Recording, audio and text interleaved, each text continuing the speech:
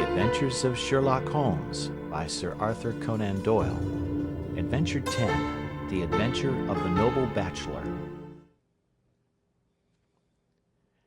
The Lord St. Simon marriage, and its curious termination, have long ceased to be a subject of interest in those exalted circles in which the unfortunate bridegroom moves, and their more piquant details have drawn the gossips away from this 4-year-old drama.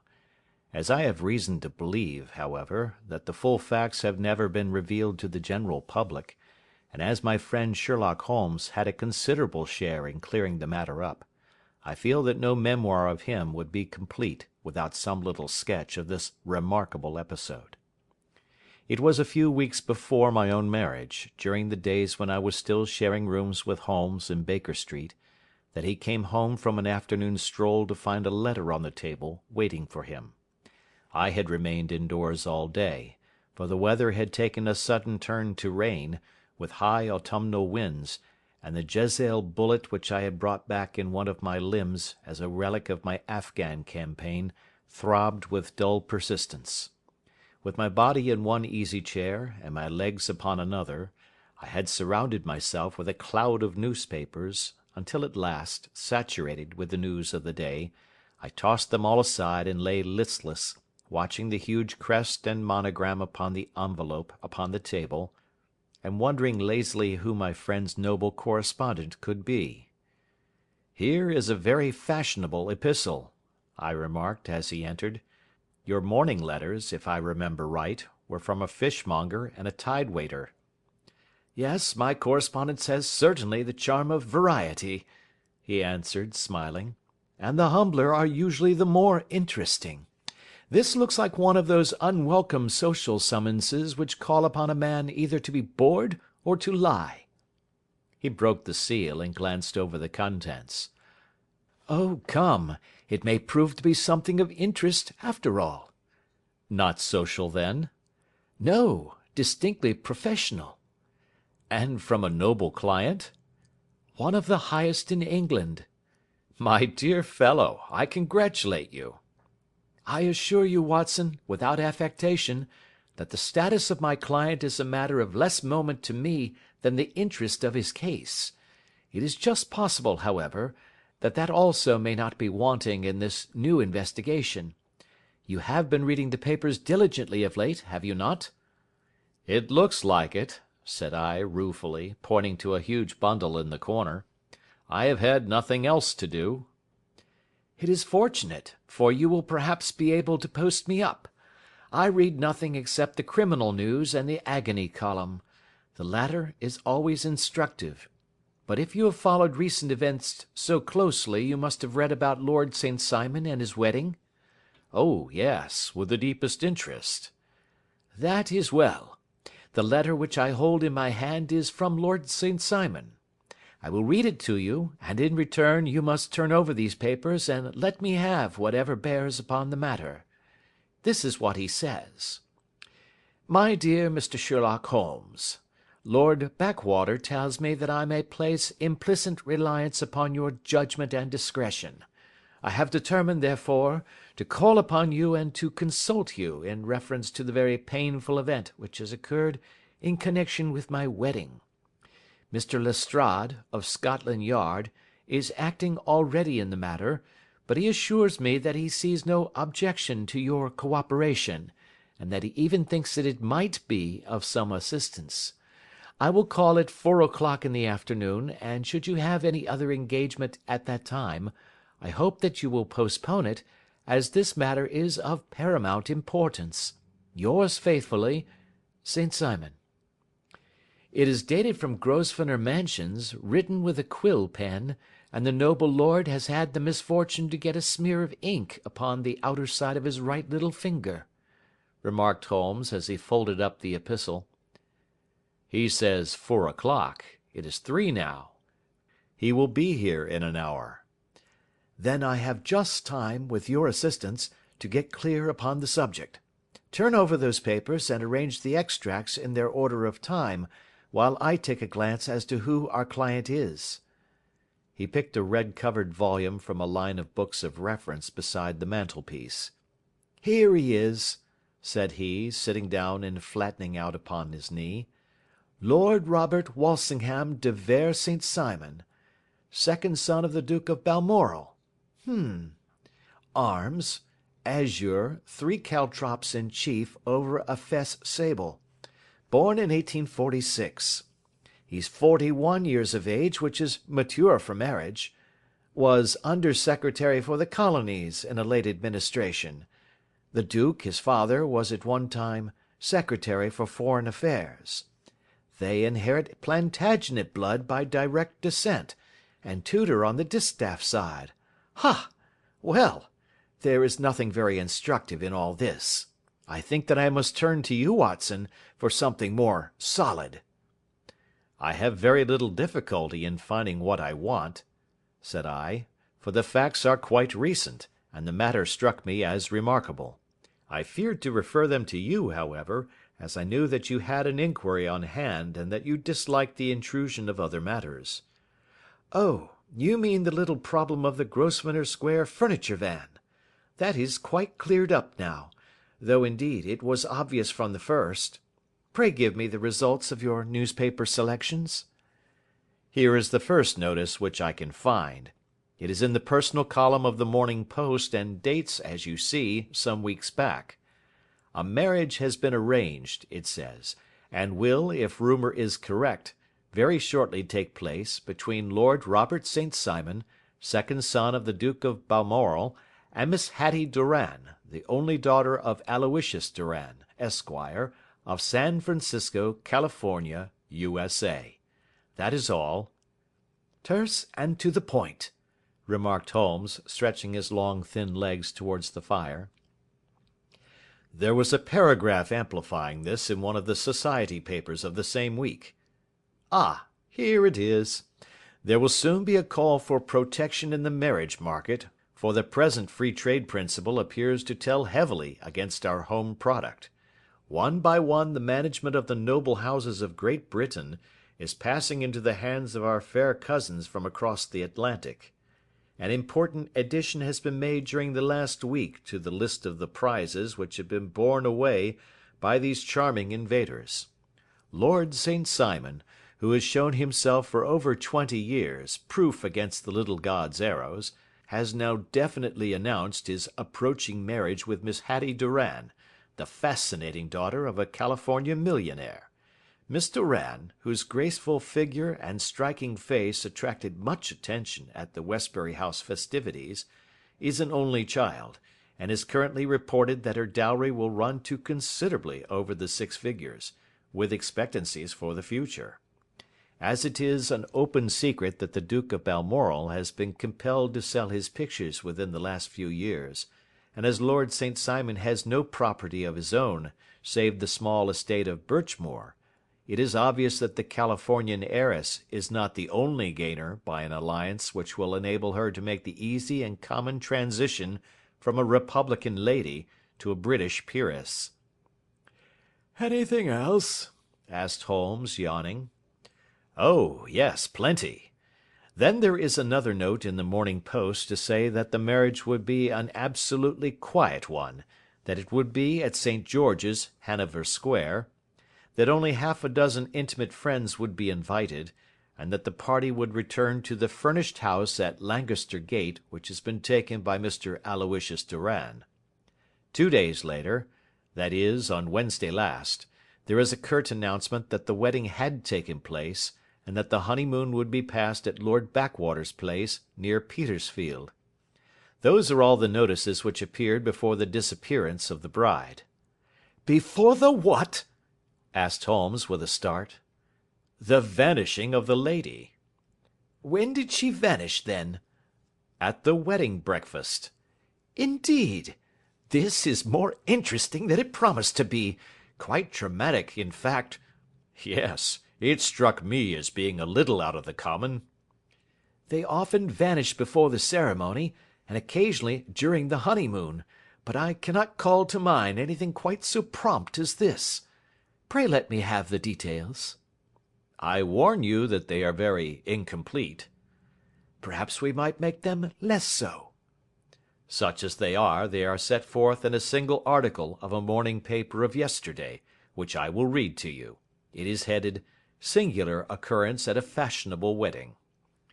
The family of Lord Robert St. Simon has been thrown into the greatest consternation by the strange and painful episodes which have taken place in connection with his wedding.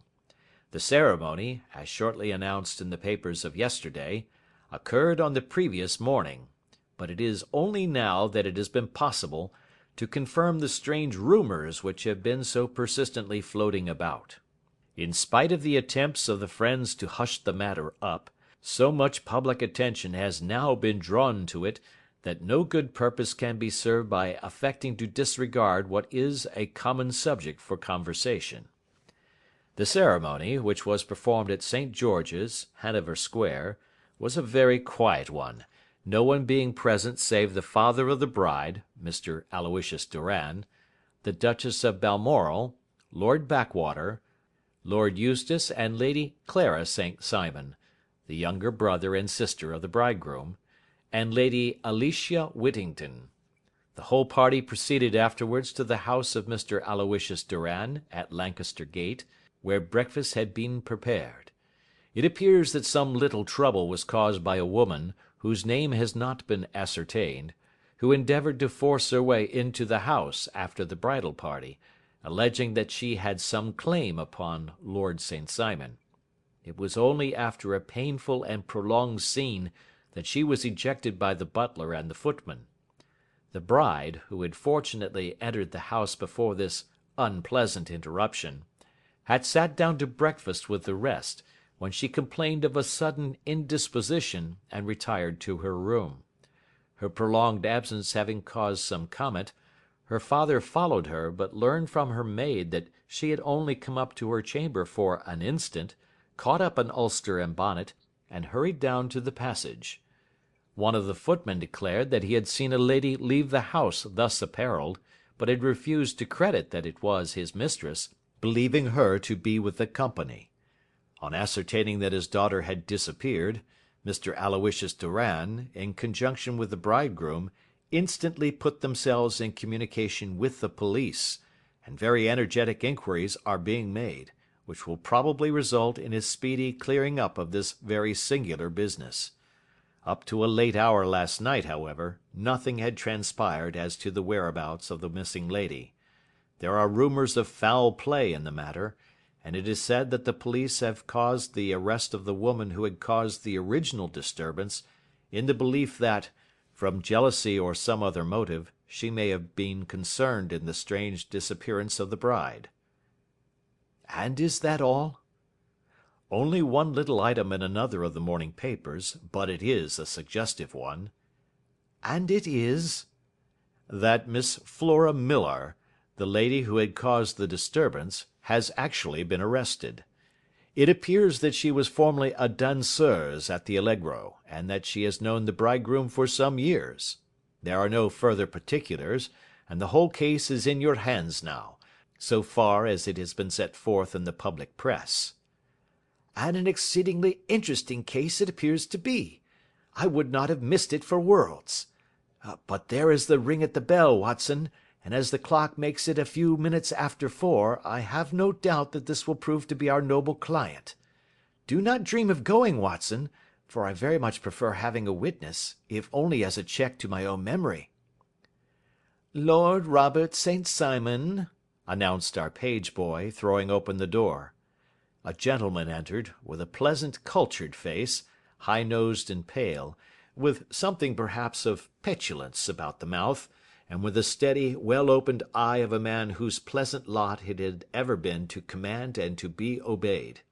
His manner was brisk, and yet his general appearance gave an undue impression of age, for he had a slight forward stoop and a little bend of the knees as he walked. His hair, too, as he swept off his very curly-brimmed hat, was grizzled round the edges and thin upon the top.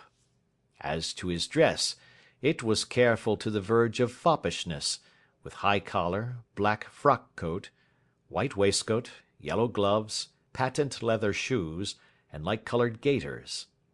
he advanced slowly into the room, turning his head from left to right, and swinging in his right hand the cord which held his golden eyeglasses. "Good day, Lord St. Simon," said Holmes, rising and bowing. "Pray take the basket chair. This is my friend and colleague, Dr. Watson. Draw up a little to the fire, and we will talk this matter over." "A most painful matter to me, as you might most readily imagine, Mr. Holmes. I have been cut to the quick. I understand that you have already managed several delicate cases of this sort, sir, though I presume that they were hardly from the same class of society." "No, I am descending." "I beg pardon?" "My last client of the sort was a king." "Oh, really? I had no idea. And which king?" "The king of Scandinavia." "What? Had he lost his wife?" "You can understand," said Holmes suavely, "that I extend to the affairs of my other clients the same secrecy which I promise to you in yours." "Of course. Very right. Very right. I'm sure I beg pardon. As to my own case, I am ready to give you any information which may assist you in forming an opinion." "Thank you. I have already learned all that is in the public prints, nothing more. I presume that I may take it as correct, this article, for example, as to the disappearance of the bride?" Lord St. Simon glanced over it. "Yes, it is correct, as far as it goes." "But it needs a great deal of supplementing before anyone could offer an opinion. I think that I may arrive at my facts most directly by questioning you." "Pray do so." "When did you first meet Miss Hattie Doran?" "In San Francisco, a year ago." "You were travelling in the States?" "Yes." "Did you become engaged then?" "No." "But you were on a friendly footing?" "I was amused by her society, and she could see that I was amused." "Her father is very rich?" "He is said to be the richest man on the Pacific slope." "And how did he make his money?" "In mining. He had nothing a few years ago. Then he struck gold, invested it, and came up by leaps and bounds." "Now, what is your own impression as to the young lady's, your wife's, character?" The nobleman swung his glasses a little faster and stared down into the fire. "You see, Mr. Holmes," said he, "my wife was 20 before her father became a rich man. During that time she ran free in a mining camp, and wandered through woods or mountains, so that her education has come from nature rather than from the schoolmaster. She is what we call in England a tomboy, with a strong nature, wild and free, unfettered by any sort of traditions. She is impetuous, volcanic, I was about to say. She is swift in making up her mind, and fearless in carrying out her resolutions. On the other hand, I would not have given her the name which I have the honour to bear," he gave a little stately cough, "had I not thought her to be at bottom a noble woman. I believe that she is capable of heroic self-sacrifice, and that anything dishonourable would be repugnant to her." "Have you her photograph?" "I brought this with me." He opened a locket, and showed us the full face of a very lovely woman. It was not a photograph, but an ivory miniature, and the artist had brought out the full effect of the lustrous black hair, the large dark eyes, and the exquisite mouth. Holmes gazed long and earnestly at it. Then he closed the locket and handed it back to Lord St. Simon. "The young lady came to London, then, and you renewed your acquaintance?" "Yes, her father brought her over for this last London season. I met her several times, became engaged to her, and have now married her." "She brought, I understand, a considerable dowry?" "A fair dowry. Not more than is usual in my family." "And this, of course, remains to you, since the marriage is a fait accompli?" I really have made no inquiries on the subject." "Very naturally not. Did you see Miss Doran on the day before the wedding?" "Yes." "Was she in good spirits?" "Never better. She kept talking of what we should do in our future lives." "Indeed, that is very interesting. And on the morning of the wedding?" "She was as bright as possible, at least until after the ceremony." "And did you observe any change in her then?" "Well, to tell the truth, I saw then the first signs that I had ever seen, that her temper was just a little sharp. The incident, however, was too trivial to relate, and can have no possible bearing upon the case." "Pray let us have it for all that." "Oh, it is childish. She dropped her bouquet as we went towards the vestry. She was passing the front pew at the time, and it fell over into the pew. There was a moment's delay, but the gentleman in the pew handed it up to her again, and it did not appear to be the worse for the fall. Yet when I spoke to her of the matter, she answered me abruptly, and in the carriage on our way home she seemed absurdly agitated over this trifling cause." "Indeed! You say that there was a gentleman in the pew. Some of the general public were present, then?" "Oh, yes, it is impossible to exclude them when the church is open." "This gentleman was not one of your wife's friends?" "No, no. I call him a gentleman by courtesy, but he was quite a common-looking person. I hardly noticed his appearance. But really I think that we are wandering rather far from the point." "Lady St. Simon, then, returned from the wedding in a less cheerful frame of mind than she had gone to it. What did she do on re-entering her father's house?" "I saw her in conversation with her maid." "And who is her maid?" "Alice is her name. She is an American and came from California with her." "A confidential servant?" "A little too much so. It seemed to me that her mistress allowed her to take great liberties. Still, of course, in America they look upon these things in a different way." "How long did she speak to this Alice?" "Oh, a few minutes. I had something else to think of." "You did not overhear what they said?" "Lady St. Simon said something about jumping a claim. She was accustomed to use slang of the kind. I have no idea what she meant."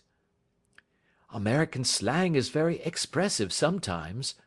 And what did your wife do when she finished speaking to her maid?" "She walked into the breakfast room." "On your arm?" "No, alone. She was very independent in little matters like that. Then, after we had sat down for 10 minutes or so, she rose hurriedly, muttered some words of apology, and left the room. She never came back." "But this maid, Alice, as I understand, deposes that she went to her room, covered her bride's dress with a long ulster, put on a bonnet, and went out." "Quite so. And she was afterwards seen walking into Hyde Park in company with Flora Millar, a woman who is now in custody, and who had already made a disturbance at Mr. Durand's house that morning." "Ah, yes. I should like a few particulars as to this young lady, and your relations to her." Lord St. Simon shrugged his shoulders and raised his eyebrows. "We have been on a friendly footing for some years. I may say on a very friendly footing. She used to be at the Allegro. I have not treated her ungenerously, and she had no just cause of complaint against me, but you know what women are, Mr. Holmes. Flora was a dear little thing, but exceedingly hot-headed, and devotedly attached to me. She wrote me dreadful letters when she heard that I was about to be married, and, to tell the truth, the reason why I had the marriage celebrated so quietly was that I feared lest there might be a scandal in the church.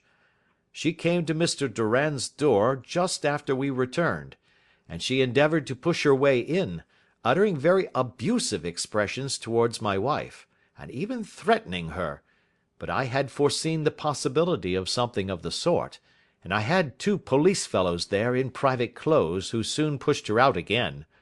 She was quiet when she saw that there was no good in making a row. Did your wife hear all this? No, thank goodness, she did not. And she was seen walking with this very woman afterwards? Yes, that is what Mr. Lestrade, of Scotland Yard, looks upon as so serious. It is thought that Flora decoyed my wife out and laid some terrible trap for her. Well, it is a possible supposition. You think so, too? I did not say a probable one. But you did not yourself look upon this as likely? I do not think Flora would hurt a fly. Still, jealousy is a strange transformer of characters. Pray, what is your own theory as to what took place? Well, really, I came to seek a theory, not to propound one. I have given you all the facts. Since you ask me, however, I may say that it has occurred to me as possible that the excitement of this affair, the consciousness that she had made so immense a social stride, had the effect of causing some little nervous disturbance in my wife. In short, that she had become suddenly deranged? Well, really, when I consider that she has turned her back, I will not say upon me, but upon so much that many have aspired to without success, I can hardly explain it in any other fashion. Well, certainly that is also a conceivable hypothesis, said Holmes, smiling. And now, Lord St. Simon, I think that I have nearly all my data. May I ask whether you were seated at the breakfast table so that you could see out of the window? We could see the other side of the road and the park. Quite so. Then I do not think that I need to detain you longer. I shall communicate with you. Should you be fortunate enough to solve this problem, said our client, rising, I have solved it. Eh? What was that? I say that I have solved it. Where, then, is my wife? That is a detail which I shall speedily supply. Lord St. Simon shook his head. I am afraid that it will take wiser heads than yours or mine, he remarked, and bowing in a stately, old-fashioned manner, he departed. It is very good of Lord St. Simon to honour my head by putting it on a level with his own, said Sherlock Holmes, laughing. I think that I shall have a whisky and soda and a cigar after all this cross-questioning. I had formed my conclusions as to the case before our client came into the room. My dear Holmes! I have notes of several similar cases, though none, as I remarked before, which were quite as prompt. My whole examination served to turn my conjecture into a certainty. Circumstantial evidence is occasionally very convincing, as when you find a trout in the milk, to quote Thoreau's example. But I have heard all that you have heard. Without, however, the knowledge of pre-existing cases which serves me so well. There was a parallel instance in Aberdeen some years back, and something on very much the same lines at Munich the year after the Franco-Prussian War. It is one of these cases. But hello, here is Lestrade. Good afternoon, Lestrade. You will find an extra tumbler upon the sideboard, and there are cigars in the box. The official detective was attired in a pea-jacket and cravat, which gave him a decidedly nautical appearance, and he carried a black canvas bag in his hand. With a short greeting, he seated himself and lit the cigar which had been offered to him. "What's up, then?" asked Holmes, with a twinkle in his eye. "You look dissatisfied." "And I feel dissatisfied. It is this infernal St. Simon marriage case. I can make neither head nor tail of the business." "Really, you surprise me." "Who ever heard of such a mixed affair? Every clue seems to slip through my fingers. I have been at work upon it all day." "And very wet it seems to have made you," said Holmes, laying his hand upon the arm of the pea-jacket. "Yes, I have been dragging the Serpentine." "In heaven's name, what for?" "In search of the body of Lady St. Simon." Sherlock Holmes leaned back in his chair and laughed heartily. "Have you dragged the basin of Trafalgar Square fountain?" he asked. "Why? What do you mean?" "Because you have just as good a chance of finding this lady in the one as in the other." Lestrade shot an angry glance at my companion. "I suppose you know all about it," he snarled. "Well, I have only just heard the facts, but my mind is made up." "Oh, indeed. Then you think that the Serpentine plays no part in the matter?" "I think it very unlikely." "Then perhaps you will kindly explain how it is that we found this in it?" He opened his bag as he spoke, and tumbled on to the floor a wedding dress of watered silk, a pair of white satin shoes, and a bride's wreath and veil, all discoloured and soaked in water. "There," said he, putting a new wedding ring upon the top of the pile, "there is a little nut for you to crack, Master Holmes." "Oh, indeed!" said my friend, blowing blue rings into the air. "You dragged them from the Serpentine?" "No, they were found floating near the margin by a park keeper. They have been identified as her clothes, and it seemed to me that if the clothes were there, the body would not be far off." "By the same brilliant reasoning, every man's body is to be found in the neighbourhood of his wardrobe. And, pray, what did you hope to arrive at through this?" "At some evidence implicating Flora Millar in the disappearance." "I'm afraid that you will find it difficult." "Are you indeed, now?" cried Lestrade with some bitterness. "I am afraid, Holmes, that you are not very practical with your deductions and your inferences. You have made 2 blunders in as many minutes. This dress does implicate Miss Flora Millar." "And how?" "In the dress is a pocket. In the pocket is a card case. In the card case is a note. And here is the very note." He slapped it down upon the table in front of him. "Listen to this. 'You will see me when all is ready. Come at once. F.H.M.' Now, my theory all along has been that Lady St. Simon was decoyed away by Flora Millar, and that she, with confederates no doubt, was responsible for her disappearance. Here, signed with her initials, is the very note which was no doubt quietly slipped into her hand at the door, and which lured her within their reach." "Very good, Lestrade," said Holmes, laughing. "You really are very fine indeed. Let me see it." He took up the paper in a listless way, but his attention instantly became riveted, and he gave a little cry of satisfaction.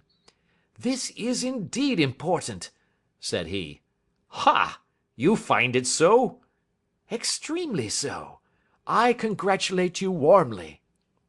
Lestrade rose in his triumph and bent his head to look. "Why," he shrieked, "you're looking at the wrong side." "On the contrary, this is the right side." "The right side? You're mad.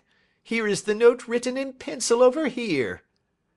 "And over here is what appears to be the fragment of a hotel bill, which interests me deeply." "There's nothing in it. I looked at it before," said Lestrade.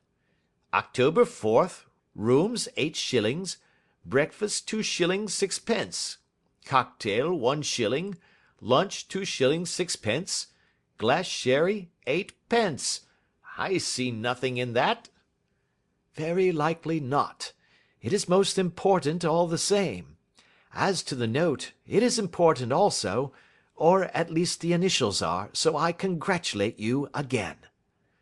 "I've wasted time enough," said Lestrade, rising. "I believe in hard work and not in sitting by the fire spinning fine theories. Good day, Mr. Holmes, and we shall see which gets to the bottom of the matter first." He gathered up the garments, thrust them into the bag, and made for the door. "Just one hint to you, Lestrade," drawled Holmes before his rival vanished. "I will tell you the true solution of the matter. Lady St. Simon is a myth. There is not, and there never has been, any such person." Lestrade looked sadly at my companion. Then he turned to me, tapped his forehead 3 times, shook his head solemnly, and hurried away. He had hardly shut the door behind him when Holmes rose to put on his overcoat. "There is something in what the fellow says about outdoor work," he remarked. "So I think, Watson, that I must leave you to your papers for a little." It was after 5 o'clock when Sherlock Holmes left me, but I had no time to be lonely, for within an hour there arrived a confectioner's man with a very large flat box. This he unpacked with the help of a youth whom he had brought with him, and presently, to my very great astonishment, a quite epicurean little cold supper began to be laid out upon our humble lodging-house mahogany. There were a couple of brace of cold woodcock, a pheasant, a pâté de foie gras pie with a group of ancient and cobwebby bottles. Having laid out all these luxuries, my two visitors vanished away, like the genii of the Arabian Nights, with no explanation save that the things had been paid for, and were ordered to this address. Just before 9 o'clock, Sherlock Holmes stepped briskly into the room. His features were gravely set, but there was a light in his eye which made me think that he had not been disappointed in his conclusions. "They have laid the supper, then," he said, rubbing his hands. "You seem to expect company. They have laid for 5. "Yes, I fancy we may have some company dropping in," said he. "I am surprised that Lord St. Simon has not already arrived. Ha! I fancy that I hear his step now upon the stairs." It was indeed our visitor of the afternoon who came bustling in, dangling his glasses more vigorously than ever, and with a very perturbed expression upon his aristocratic features. "My messenger reached you, then?" asked Holmes. "Yes, and I confess that the contents startled me beyond measure. Have you good authority for what you say?" "The best possible." Lord St. Simon sank into a chair and passed his hand over his forehead. "What will the duke say," he murmured, "when he hears that one of the family has been subjected to such humiliation?" "It is the purest accident. I cannot allow that there is any humiliation." "Ah, you look on these things from another standpoint." "I fail to see that anyone is to blame. I can hardly see how the lady could have acted otherwise, though her abrupt method of doing it was undoubtedly to be regretted. Having no mother, she had no one to advise her at such a crisis." "It was a slight, sir, a public slight," said Lord St. Simon, tapping his fingers upon the table.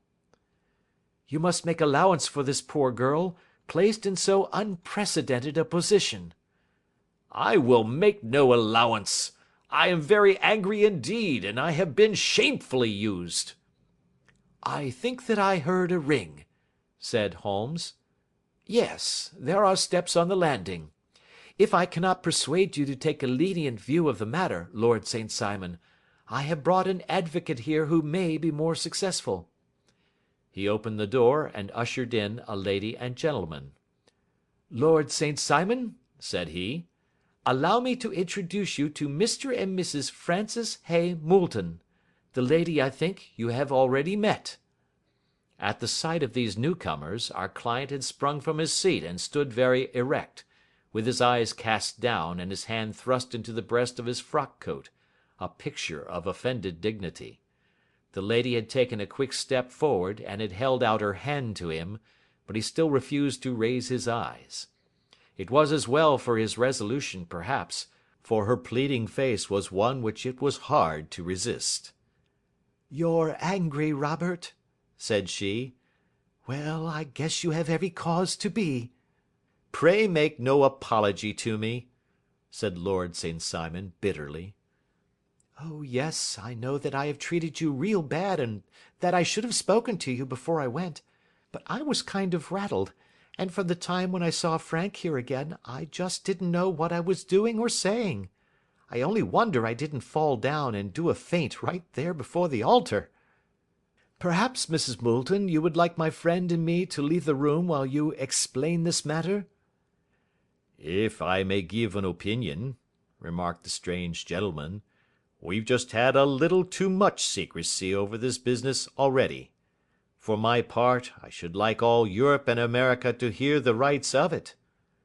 He was a small, wiry, sunburnt man, clean shaven, with a sharp face and alert manner. "Then I'll tell our story right away," said the lady. "Frank here and I met in '84, in McQuire's camp, near the Rockies, where Pa was working a claim. We were engaged to each other, Frank and I, but then one day Father struck a rich pocket and made a pile, while poor Frank here had a claim that petered out and came to nothing. The richer Pa grew, the poorer was Frank, so at last Pa wouldn't hear of our engagement lasting any longer, and he took me away to 'Frisco. Frank wouldn't throw up his hand, though, so he followed me there, and he saw me without Pa knowing anything about it. It would only have made him mad to know, so we just fixed it all up for ourselves. Frank said that he would go and make his pile too, and never come back to claim me until he had as much as Pa. So then I promised to wait for him to the end of time, and pledged myself not to marry anyone else while he lived. 'Why shouldn't we be married right away then?' said he, 'and then I will feel sure of you, and I won't claim to be your husband until I come back.' Well, we talked it over, and he had fixed it all up so nicely, with a clergyman all ready and waiting, that we just did it right there, and then Frank went off to seek his fortune, and I went back to Pa. The next I heard of Frank was that he was in Montana, and then he went prospecting in Arizona, and then I heard of him from New Mexico.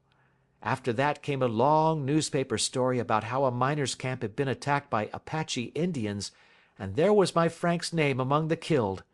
I fainted dead away, and I was very sick for months after.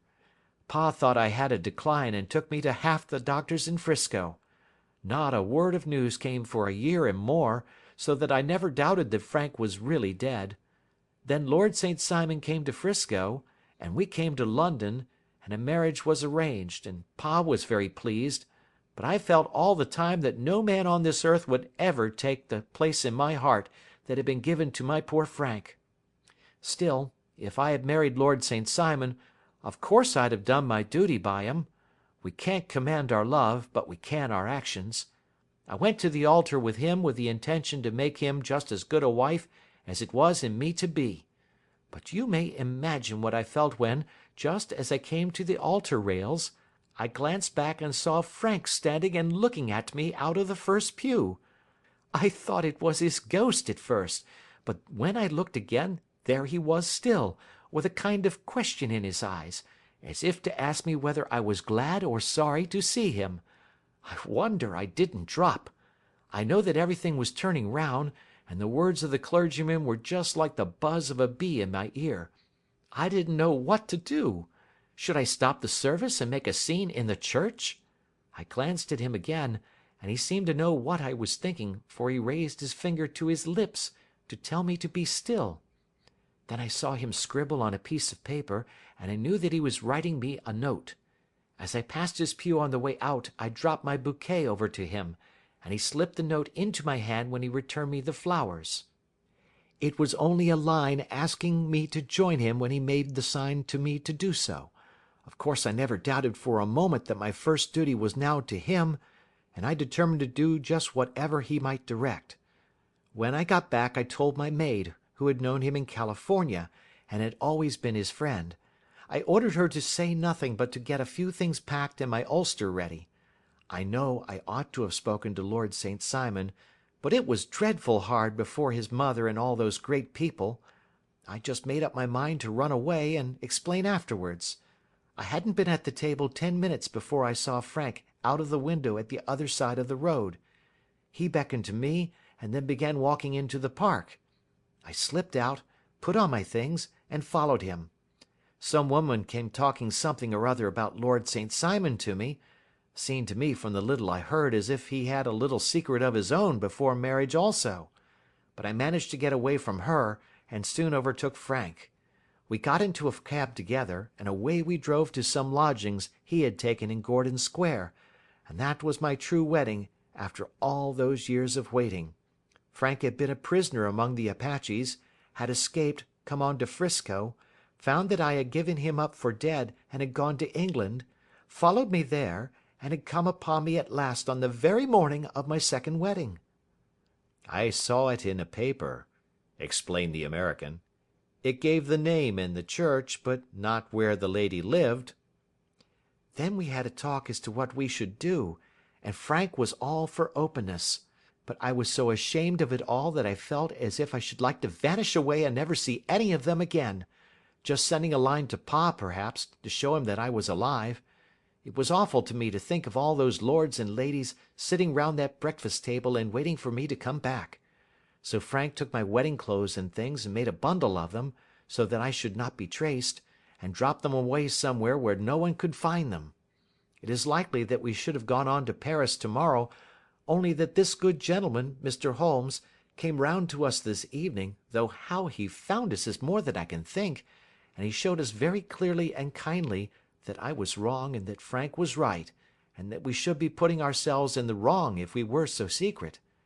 Then he offered to give us a chance of talking to Lord St. Simon alone, and so we came right away round to his rooms at once.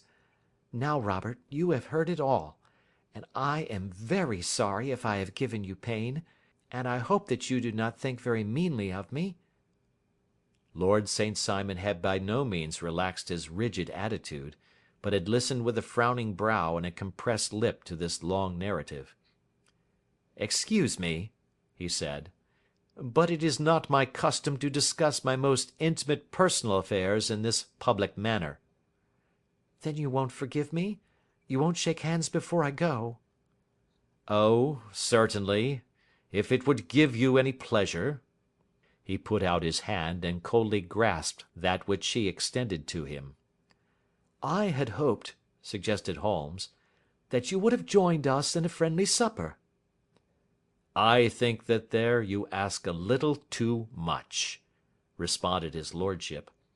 "I may be forced to acquiesce in these recent developments, but I can hardly be expected to make merry over them. I think that with your permission I will now wish you all a very good night." He included us all in a sweeping bow, and stalked out of the room. "Then I trust that you at least will honour me with your company," said Sherlock Holmes. "It is always a joy to meet an American, Mr. Moulton, for I am one of those who believe that the folly of a monarch and the blundering of a minister in far gone years will not prevent our children from being some day citizens of the same world-wide country under a flag which shall be a quartering of the Union Jack with the stars and stripes." "The case has been an interesting one," remarked Holmes when our visitors had left us, "because it serves to show very clearly how simple the explanation may be of an affair which at first sight seems to be almost inexplicable. Nothing could be more natural than the sequence of events as narrated by this lady, and nothing stranger than the result when viewed, for instance, by Mr. Lestrade of Scotland Yard." "You were not yourself at fault at all, then?" "From the first, two facts were very obvious to me. The one, that the lady had been quite willing to undergo the wedding ceremony. The other, that she had repented of it within a few minutes of returning home. Obviously something had occurred during the morning, then, to cause her to change her mind. What could that something be? She could not have spoken to anyone when she was out, for she had been in the company of the bridegroom. Had she seen someone then? If she had, it must be someone from America, because she had spent so short a time in this country that she could hardly have allowed anyone to acquire so deep an influence over her that the mere sight of him would induce her to change her plans so completely. You see, we have already arrived, by a process of exclusion, at the idea that she might have seen an American. Then who could this American be, and why should he possess so much influence over her? It might be a lover. It might be a husband. Her young womanhood had, I knew, been spent in rough scenes and under strange conditions. So far I had got before I ever heard Lord St. Simon's narrative.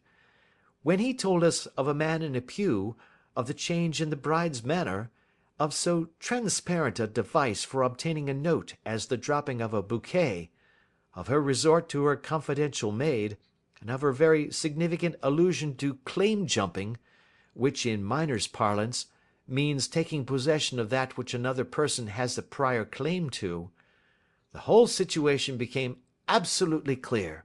She had gone off with a man, and the man was either a lover or a previous husband, the chances being in favour of the latter.